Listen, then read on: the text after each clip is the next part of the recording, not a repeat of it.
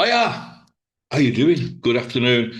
It's Friday afternoon. It is the 5th of December. Welcome to the project in your community. It's our little podcast. So we're starting to do more podcasts now on YouTube and share them into the group. Until we get the Facebook live thing stabilized a little bit, it's just a safer way to do it. I love the interaction on the live one, but what you're going to do, it just crashes every now and again. What I would ask you to do to help our efforts in becoming more active on YouTube would be to hit the subscribe button, which I think is down there somewhere, and the like. We want to get up to 1,000 subscriptions as soon as we can. We're on something like 450 or something. I don't know. But we want to get up there. As you know, our group, if you're on Facebook, BCFC, the project in your community, we've got 25, just under 25,000 members. And with our visitors, we're doing something like 55,000 in total. And that works out to about, I don't know, 1.5 million visits a month. We're a well busy group, and we are the respectful group on Facebook. We don't take any shit. If you come on Facebook and start slagging each other nastily or start getting a bit bitchy towards the players, which has become a real, I don't know, a norm thing to do lately on Blues fan sites, not on ours. But so if you have a little bit of respect for people and you want to talk properly about football and you understand your stuff, come and join us. So today we're going to be having a little look at tomorrow's game at St Mary's in Southampton. I haven't been to St Mary's for ages. Freshly re freshly relegated from the Premier League. They had a bit of a sticky start to the season under their manager Will Still, didn't they?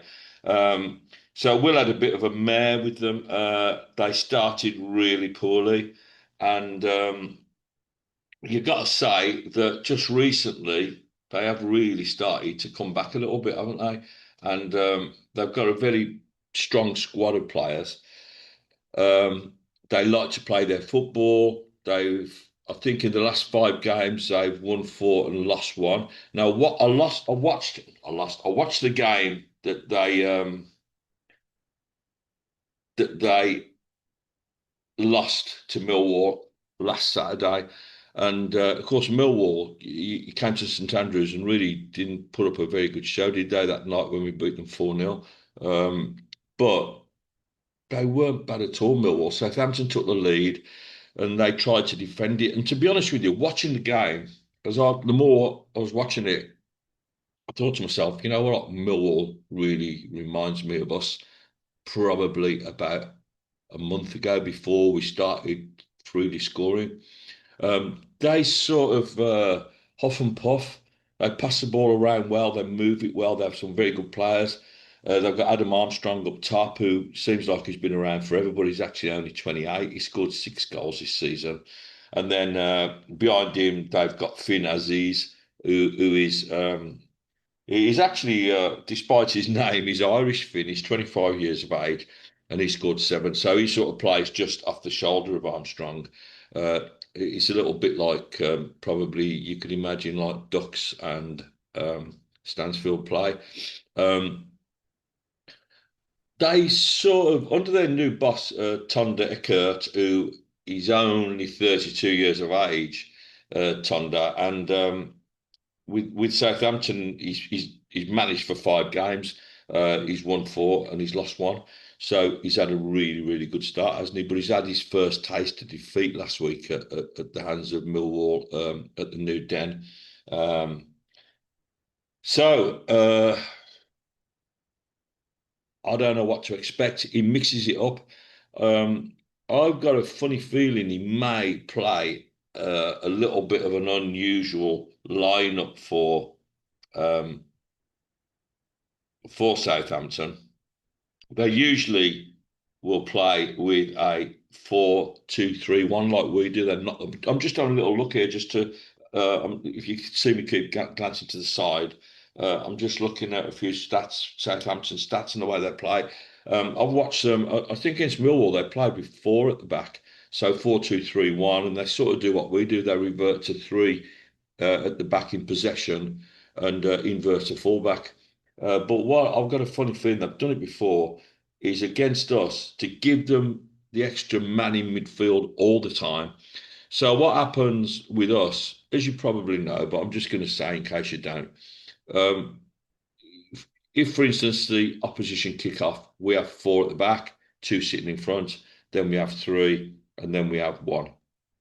So uh, if if the opposition kick off, if we kick off, we start with three at the back and three in front of them and three in front of them. So it's like a 3-3-3-1, if you want, sort of. So what Southampton, I think, might do is play with the three at the back, whether in or out of position. It's not playing with wing backs. It's playing with a pretty um, brave setup. I think this is what I do. Don't take my word for it. This is just me guessing. It's a brave way to play, but I've got a funny feeling I might do that because they will have watched how we play, and we have now a lot of the ball around the edge of the opposition box, and we get it forward a lot quicker. So I'm thinking that that extra man in midfield for them all the time, in and out of possession, might make a difference for them, or they think it will. Uh, we have to combat that. They've got Armstrong up front, who's very, very capable. They've got Aziz, as I said, just behind him on the right hand side, and Robinson on the left. Three, I think they'll play. It will be like three centre halves, but it'll be Stevens on the left with Harwood Bellis, who is he's a nice player, Harwood Bellis, and Wood in the middle. Harwood Bellis is a standout from those three. They're quite a big side as well. I'm not scared to mix it up, but neither are we. I mean, we see what we can do when the fur flies, and so what are our chances tomorrow of coming away from Southampton with anything? Well, uh, like I said, Will still had a dodgy start there. In fact, I think they lost at home to Wrexham in the first game. I think, if casting my mind back, or was it Bristol City? I think beat them in the. I think they beat them 4-1 or something in the first game. I should have done a bit more research, but you know what? I've just been making a curry for tomorrow, not for tonight. It's got to stay for a night, hasn't it? In the fridge, mature a little bit. I'm a Brummie. I live in Spain at the moment, and you can't get a decent curry in Spain. They're absolutely rubbish. Anyone that lives here will tell you that. Um, so yeah, I should have had a little bit more of a look, but I reckon that if we play our normal game and don't let the nerves get to us, then I think we've got every chance of coming away with 3 points tomorrow. I think the big problem with us, and it happened again on um, Monday when we played on Monday night when we played at home. We take the lead. We then go two up against a Watford team that are very capable. And it looks at half time when we go in that this is all sewn up. But I think when we come out in the second half, and I don't think this is down to Chris Davis, I think it's down to the nature of footballers. You got that 2-goal lead, and you automatically sort of drop back 3, 4, 5 meters. Just defend that little bit deeper because you just want to keep that 2-goal lead. A 2-goal cushion is great, but it's not invincible, is it? We've seen it before, and you concede one when you're two up, and then you really do drop a little bit deeper then because when there's only 15 minutes back, you think, well, left. You then think to yourself, well, what are we going to do? Are we going to push forward and try and get the goal that puts it beyond Watford, or do we just sit a bit deeper and put bodies behind the ball and make it impossible for them to play? Which is sort of what we did for the end of that game. Watford had the majority of the game. I don't think they really troubled us. Um, they weren't really brilliant at going through us. We gave away a silly goal, but it can happen. It was when they had their good spell. We scored two, which is what we do now. We scored two absolutely beautiful goals. Defenders just backing off Pake like that on the edge of the box. I just thought, what the hell are you doing? I've seen someone said that like Ducks took someone off to the left and Stansfield took someone off to the right. They didn't. I watched it time and again that clip. Dux does go off to the right, but he doesn't take anyone with him. Those three defenders stayed exactly where they were around Pike. They didn't go to Pike. They stood off him and went backwards with him. And I was watching it thinking he's going to hit that in a minute. And of course he did, and he hit it so sweetly, he hit it with the outside of his right boot. I mean, Pike has, I think he's become a lot more confident in himself now, particularly with shooting. He never used to score, did he? And now he scored four this season.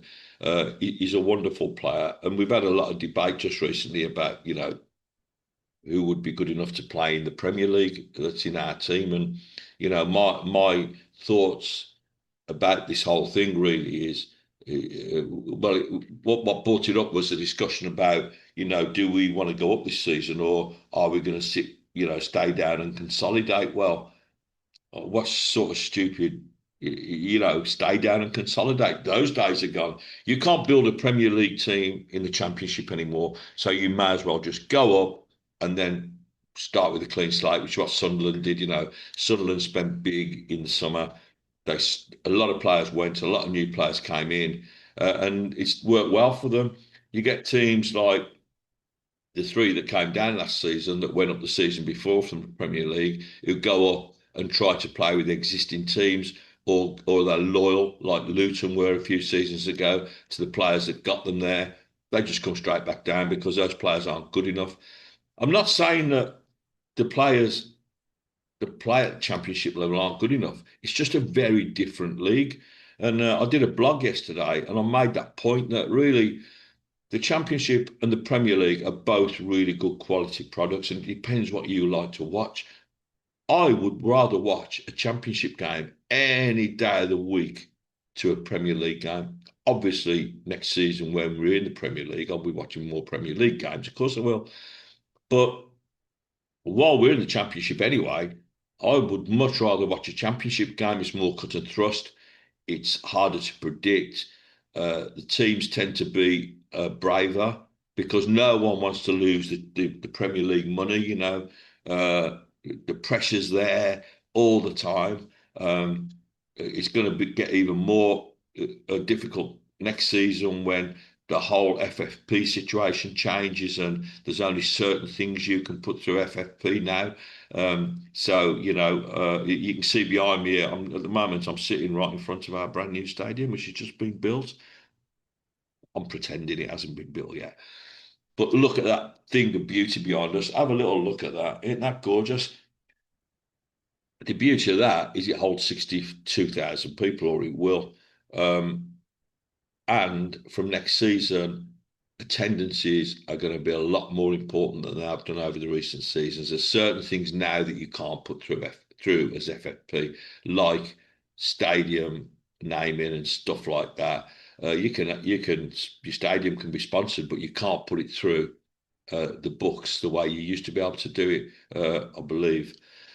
So attendances are going to be much more important going forward. I mean, for 3 or 4 seasons or 5 seasons, if we get in 30,000, home games, that should balance the books. But I mean, the other thing Blues are really, really good at is commercial. We're really, really good at the commercials, and I think we're like the biggest earning team. Like on secondary income than anyone else outside, excuse me, the Premiership. Um, so, it's important, I think, that we get up now. And with I think the team we got now, there are some players that might, go with us. Definitely some, but we're good at we're getting to be good at playing Championship football. Sunderland, I think Southampton came down and tried to play the way they played in the Premier League, and it just didn't work. They did have a new manager with Will Still, but I don't think he got it working right. I don't think he was under a lot of pressure himself with his personal life as well. I like Will, he's a lovely bloke, and it's his first go at English football, and he just come unstuck with it. But I think with this, with the new man, I think he's a German, so he's going to be playing that kind of German football. They're not as It's not as hard as you can see from our German players. They struggle a little bit with physicality at times. They're both of our Germans are strong, but I think they can at times they can apt to get a little bit bullied sometimes. Um, and I don't want you to. I think you come back. I don't know what you're talking about. Newman's being bullied. Newman's being bullied, or they are a bit, and they're put under pressure sometimes by the pace of the English game. And I know Neumann particularly is quick, but it doesn't mean that you're quick with the ball. Sometimes his passing isn't the best coming out of defence. And I think tomorrow it's really important that we have that because the way I think Southampton are going to be setting up, they're going to be putting a pretty high press on us because they're going to have the extra man in midfield. So that press, uh, they're not. I don't think they're as aggressive in the press as we are. We go into the press to win the ball. I think Southampton go into the press to make you play the ball quickly. So there's something that might help. I don't think it's going to be wet. Um, a bit of rain helps us. It didn't at Albion because they've got a really poor pitch. But I think at St Andrews when it rains, it was particularly bad on Monday. But I still think it didn't slow the ball down that much. But if we've got a slightly greasy surface, we like that, because we play that fast, slick game.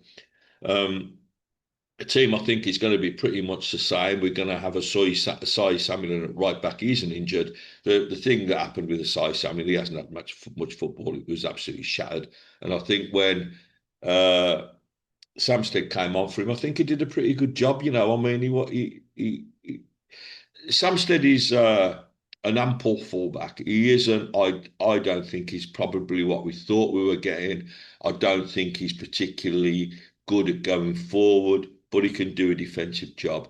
I think when he played against Port Vale early in the season, and we didn't have a left back, and he had to play left back in that game. He got absolutely murdered. Him and uh, uh, him and Cashin and Clara Neumann had really bad games that night, and I don't think it did any of those three. It didn't come out of it well in terms of Chris Davis.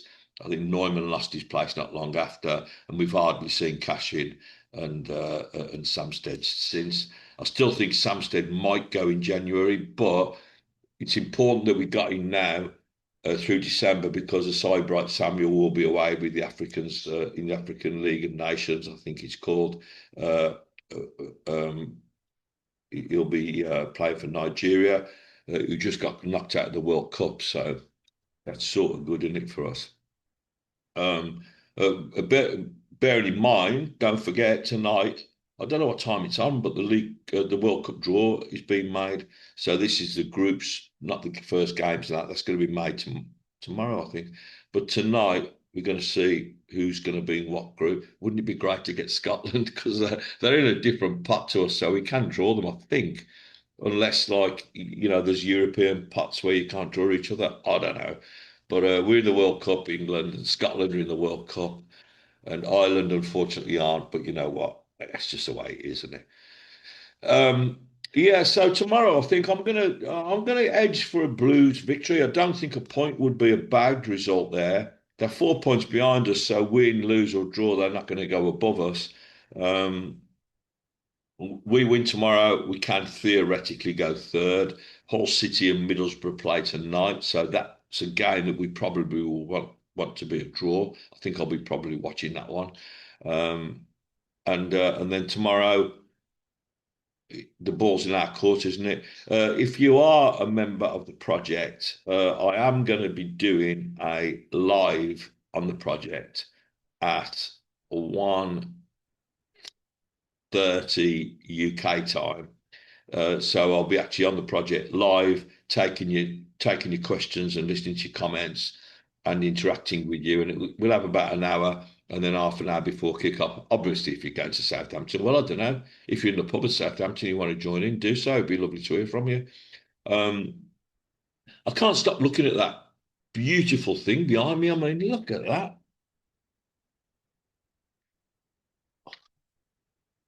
What can you say, honestly? It's like, it's beautiful, isn't it? It's a thing of beauty. No wonder all the Villa fans are crapping it. I mean, they are absolutely shiting themselves, aren't they? Because you just imagine we go up next season.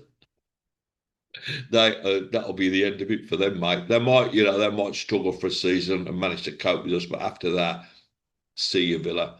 That thing there behind me is iconic in it. That stadium is going to be known throughout the world as being a bit nutty, but that reflects Blues, that stadium does.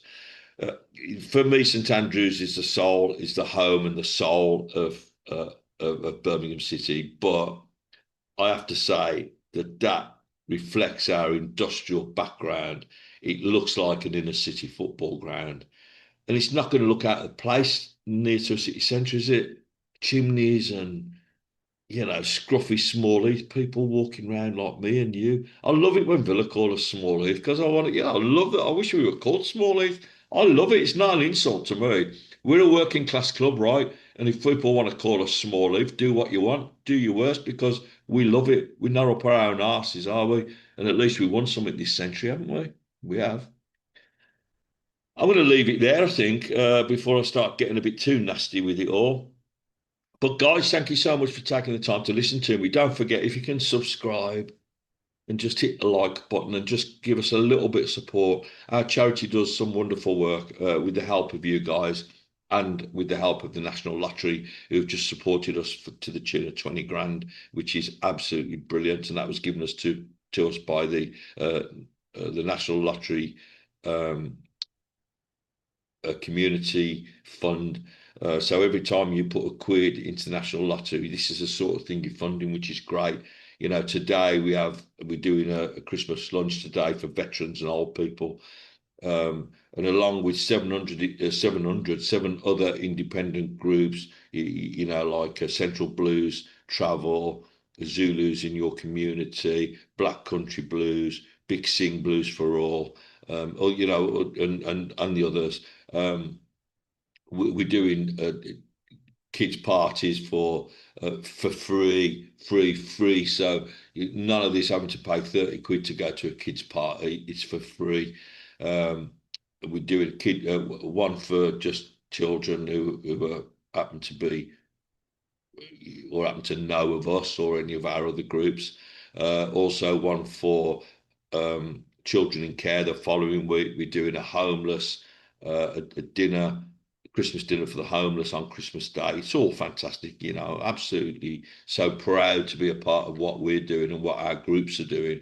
Um, it really is brilliant. And don't forget, I've got to say an absolutely massive big thank you to Burnsy at Diggities for being so supportive and giving us uh, their venue to use really as a base for our projects, and it's just absolutely fantastic. Keep right on. Be good. Have a fabulous Friday night. Don't get too drunk. And then if you don't get too drunk and you are going to, and you're not going to Southampton, you can come talk to me tomorrow lunchtime. If you are going to Southampton, have a fantastic time. I'm not that keen on St Mary's. It's not that great. It's nothing on that behind me, is it? St Mary's, you probably put St Mary's in that twice. But have a great time. Bring the 3 points home. Listen, stay safe, guys. Thank you so much for tuning in to watch me today. Just thank you. Keep right on and have a fantastic time.